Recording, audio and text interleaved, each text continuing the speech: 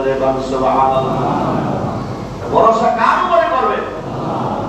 নবী রাসূলুল্লাহ সাল্লাল্লাহু আলাইহি ওয়াসাল্লামের জামানায় যদি সাহাবায়ে কেরাম থেকে বংশের এলাকার সব মানুষকে আল্লাহ জান্নাত থেকে খাবার খাইতে পারে, খাওয়াতে পারে বিশ্বাস করার জন্য, আল্লাহ বুঝি আমাদের বাংলাদেশের মানুষকে বুঝি খাওয়াতে পারবে না?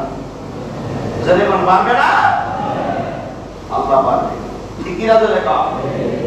তাইলে আমার ওই বংশের এলাকার মধ্যে মানুষ ছিল 1200 লোক। কয়শো লোক?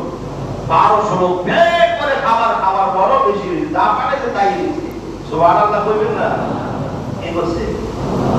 যখন এই আয়াত নাযিল হলো, মা মিন দাব্বাতিন ফিল আরদি ইল্লা আল্লাহু রিজকুহা, এক সাহাবী আল্লাহ কইছে নিজে রিজিক দেয় তো আল্লাহ হাতে, আল্লাহ যেদিন আমার নিজের হাতে খাওয়া ওই দিনই খাবো।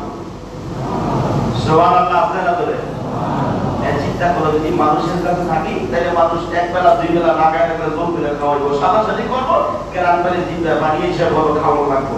এই জন্য চিন্তা দেখি কইরা জঙ্গলের গুহার মধ্যে গিয়ে আশ্রয় নিয়েছে। কেউ দেখবে না, দেখবে কি? আর জনে বল কে? ওই সারি জঙ্গলের গুহার মধ্যে বসেছে। আল্লাহ খাওয়াইলেই খাবে, আল্লাহ খাওয়াইলেই খাবে। একদিন, দুই দিন, তিন দিন, 4 দিন, 5 দিন চলে গেছে, খবর নাই, ক্ষুধা অস্থির, কোনো খাবার নাই।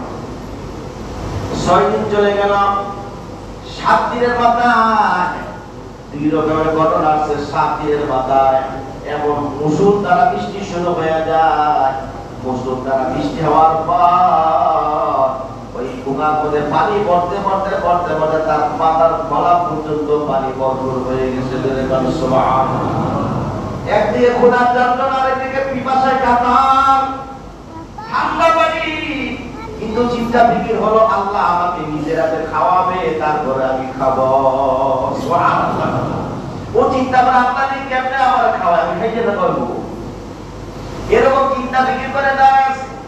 পানি এবার আস্তে আস্তে ঢোকা বরাবর মুখের কাছাকাছি, আর দৌড়ে নিচে গেছে। সুবহানাল্লাহ বল না। ও দেখতেছে আল্লাহ আমারে কেমনে খাওয়ায়। হঠাৎ করে তাকায় দেখে বিশাল বড় একটা রোগীর খাদ্য একটা খাবারের প্লেট দেখা যায়। তার কি করে খাবার খায় না? তার জন্য মিলা